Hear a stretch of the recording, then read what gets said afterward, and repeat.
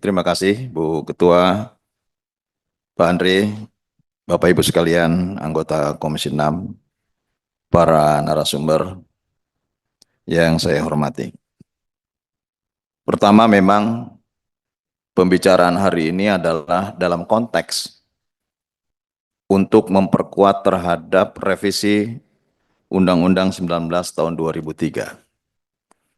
Jadi bukan persoalan setuju tidak setuju. Apakah menteri ini dibubarkan atau tidak? Bukan itu konteksnya. Konteksnya adalah bagaimana memperkuat terhadap konsepsi yang sedang dibangun, gitu. Bagaimana mengisi ruang-ruang yang tentu kita harapkan ke depan BUMN akan menjadi penyumbang kekuatan fiskal bagi negara, lebih produktif dan kompetitif.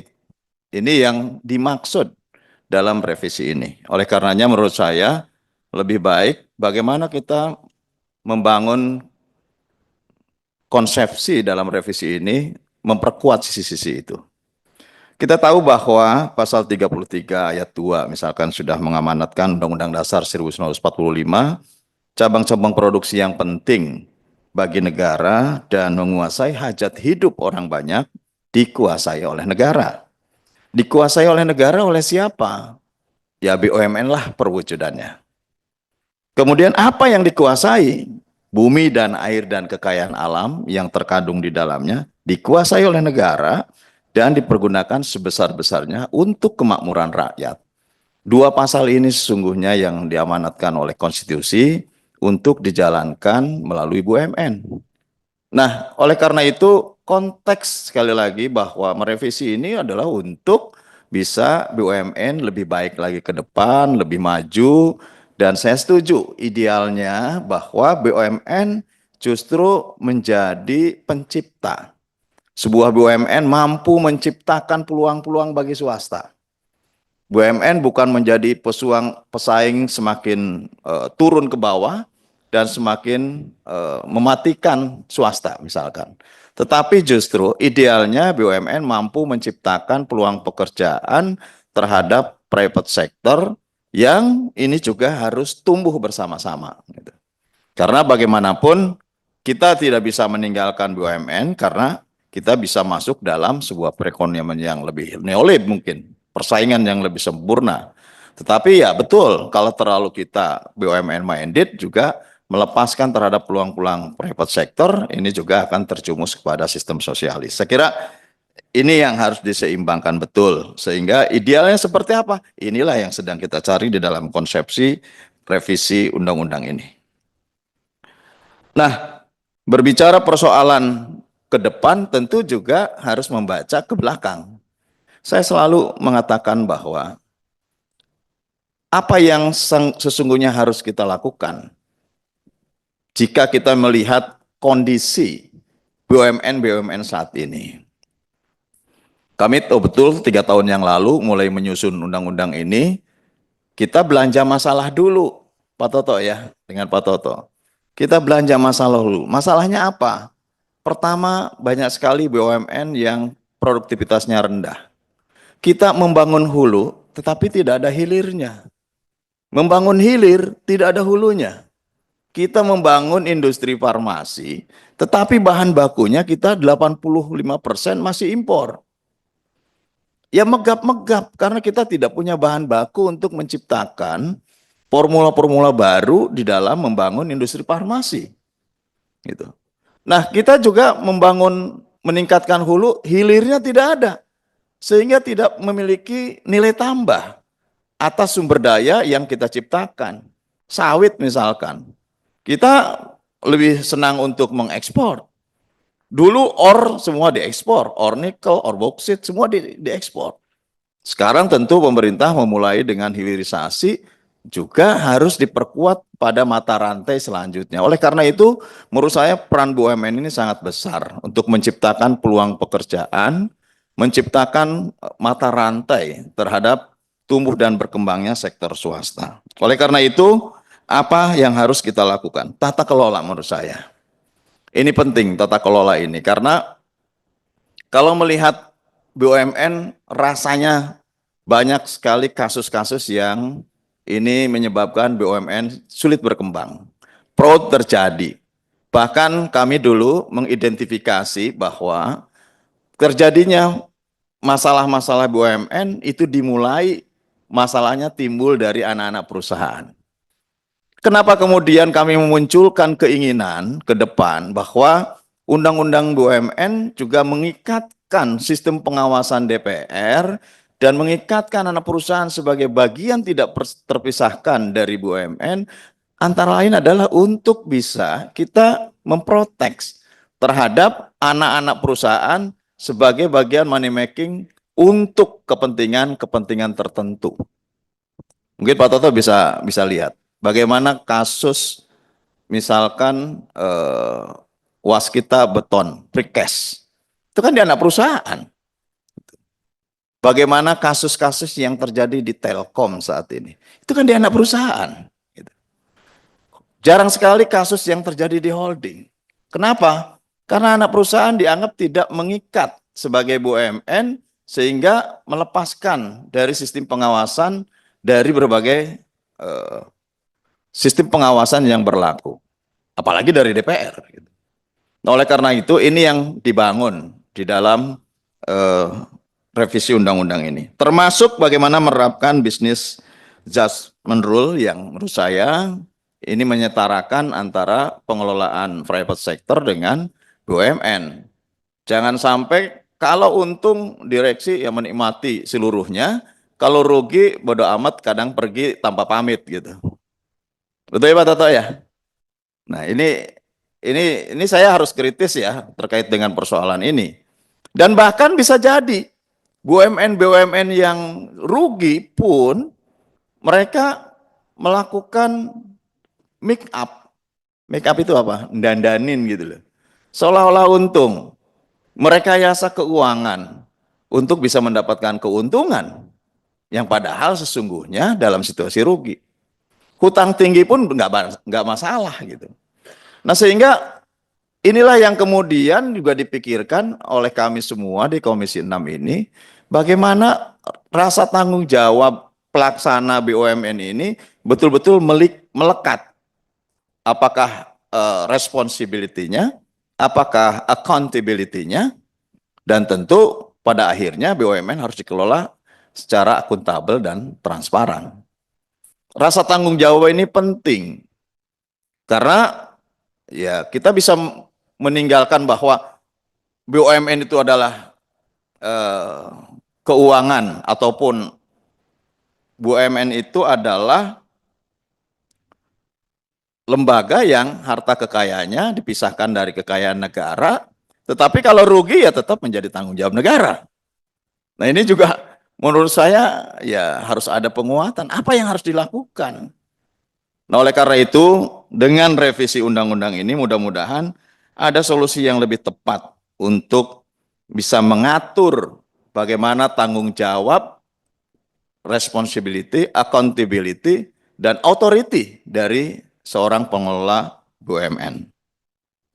Saya juga menyoroti terkait dengan hubungan holding, subholding, dan cucu-cucu perusahaan. Saya kira memang ke depan dengan undang-undang ini kan hubungan sindikasi, vertikal, holding, subholding, dan mungkin di bawahnya ada joint venture, ada joint operation, itu banyak sekali. Ini yang bisa menurut saya dikonsolidasikan lebih transparan, lebih efektif, dan tentu pada akhirnya bisa mengakumulasi dividen. Karena bagaimanapun ya negara bisa mengambil beberapa keuntungan dari eksistensi dari keberadaan BUMN ini.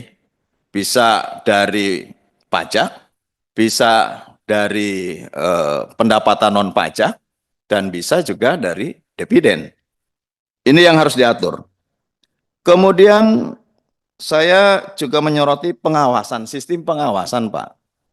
Loh, kalau kemudian satuan pengawas internalnya dari perusahaan, dari BUMN tersebut, kemudian meng-hire auditor juga dari BUMN tersebut. Lantas hasilnya bagaimana? Apakah objektif atau tidak? Menurut saya belum tentu gitu. Dan tidak semua BUMN bisa diaudit secara detail oleh Badan Pemeriksa Keuangan. Mungkin uji petik gitu ya. Nah, oleh karenanya menurut saya sistem pengawasan ini penting. Seperti apa sebetulnya pola pengawasan?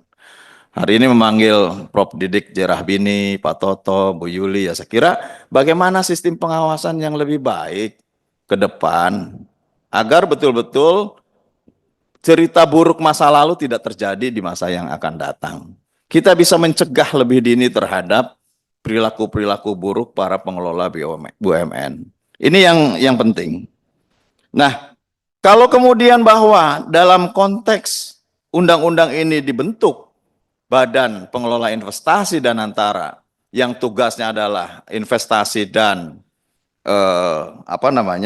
dan holding operasional, holding investasi dan holding operasional, bagaimana hubungannya dengan Kementerian BUMN gitu. Karena Kementerian BUMN masih diberikan peran dengan 1% saham Dwi Warna.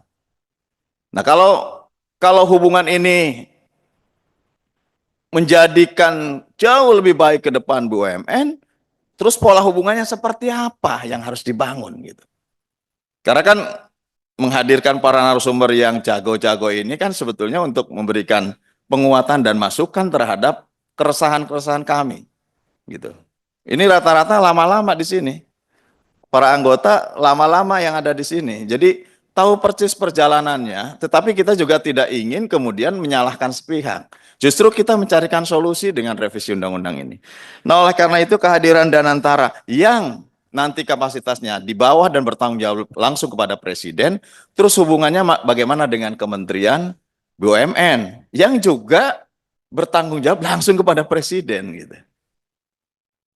Karena apa? Ini ada dua, sebetulnya objeknya sama, adalah BUMN. Gitu. Cartridge-nya menjadi dua, operasional dan investasi. Tetapi di atasnya ada dua pembina. Kemana ini? Kalau tadi yang digambarkan oleh Pak Toto bahwa kalau rujukannya ke Hasanah, ke Temasek, itu jelas bahwa policy maker-nya ada di Kementerian BUMN, operasionalnya sebagai super holding ada di Temasek atau Hasanah. Tapi kan ini sama-sama gitu. Dua posisinya sama, sejajar, setara gitu. Nah, bagaimana mengharmonisasi, Pak? Kita jangan nggak usah ini, tidak begitu. Tapi bagaimana mengharmonisasi antara dua kelembagaan yang dibentuk ini? Kita harus menghormati dan menghargai keinginan Presiden menurut saya. Karena bagaimanapun ini pemegang kebijakan tertinggi, tetap ini harus ada, lembaga ini harus ada, namun bagaimana harmonisasinya? Ini yang menurut saya mohon nanti pencerahan. Kemudian terkait dengan tata kelola aset, Pak. Kan selama ini sangat erat hubungannya dengan Kementerian Keuangan. Kita akan mengatur dengan revisi Undang-Undang 19 tahun 2003 ini agar tentu dua badan yang dibentuk ini lebih independen. Karena kalau merujuk kepada undang-undang lainnya yang tadi disebutkan oleh Bu Yuli, ya, ada Undang-Undang Keuangan Negara, ada Undang-Undang Pembendaharaan Negara, itu kan mengikat betul bahwa Kementerian Keuangan pun punya kekuasaan yang mengikat. Nah, ini bagaimana pola yang harus dibangun antara pendelegasian secara independen oleh Presiden kepada dua badan ini, tetapi juga bagaimana hubungannya terhadap Kementerian Keuangan. Kan kita tidak bisa serta-merta bahwa potong aja itu Menteri Keuangan langsung, kan nggak bisa juga. Gitu. Karena pada hakikatnya semuanya adalah bagian daripada tanggung jawab Presiden. Bagaimana juga semuanya adalah kebijakan Presiden. Menteri ini kan hanya pembantunya saja gitu. Tapi kan bagaimana mengharmonisasi terhadap institusi-institusi yang ada dan diatur oleh undang-undangnya masing-masing, ini yang menurut saya harus ada klausul yang lebih tepat. Lebih lebih harmonis sehingga dalam berjalannya tentu nanti tidak ada hal-hal yang kontraproduktif gitu. Yang terakhir, bagaimana pola yang tepat, Pak? Kalau di sini ada kebijakan Kementerian BUMN, kemudian ada Danantara. Kan di Danantara ada badan pengawas juga. Terus fungsi pengawasannya di DPR seperti apa? Di DPR. Fungsi pengawasannya di Kementerian BUMN seperti apa? Gitu. Kan ini harus jelas juga, jangan semuanya saling mengawasi. Bahkan menurut pengawasan nanti di Danantara dianggap beres, dianggap selesai, kemudian tidak dianggap beres dan tidak dianggap selesai oleh Kementerian BUMN. Betul Pak, Pak Toto? Pak Prof Didik. Kan bisa jadi begitu nanti. Gitu. Nah ini menurut saya yang harus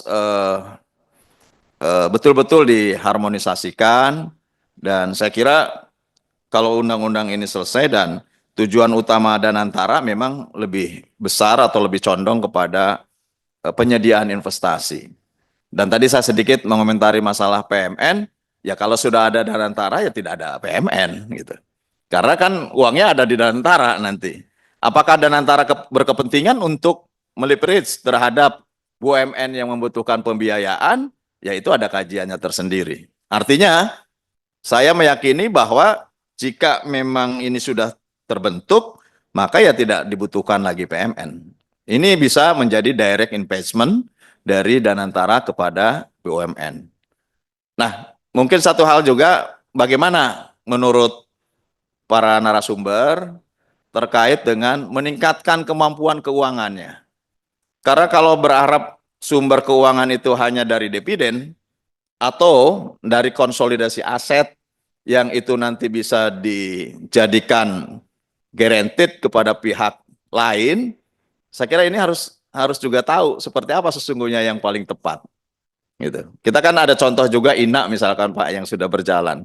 Kan juga tidak seutuhnya ini bisa menjadi lembaga investment yang kuat terhadap kebutuhan sektor-sektor lainnya. Apakah juga Danantara bisa keluar bukan hanya untuk membiayai BUMN, tetapi bisa saja membiayai infrastruktur dan lain sebagainya kepada pihak-pihak lain. Nah ini juga apakah bisa tidak gitu. Nah ini yang menurut saya harus diharmonisasi, termasuk tadi kekhawatiran apakah dividen ini wajib masuk dalam pembendaharaan negara atau bisa direct masuk ke Danantara dan kemudian diolah di Danantara ini menjadi sumber pembiayaan terhadap investasi baik di BUMN maupun di luar BUMN. Saya kira ini pertanyaan-pertanyaan yang menurut saya ini sangat dinanti oleh publik dan mudah-mudahan undang-undang ini bisa segera dapat dituntaskan dan bermanfaat bagi bangsa dan negara. Terima kasih. Assalamualaikum warahmatullahi wabarakatuh.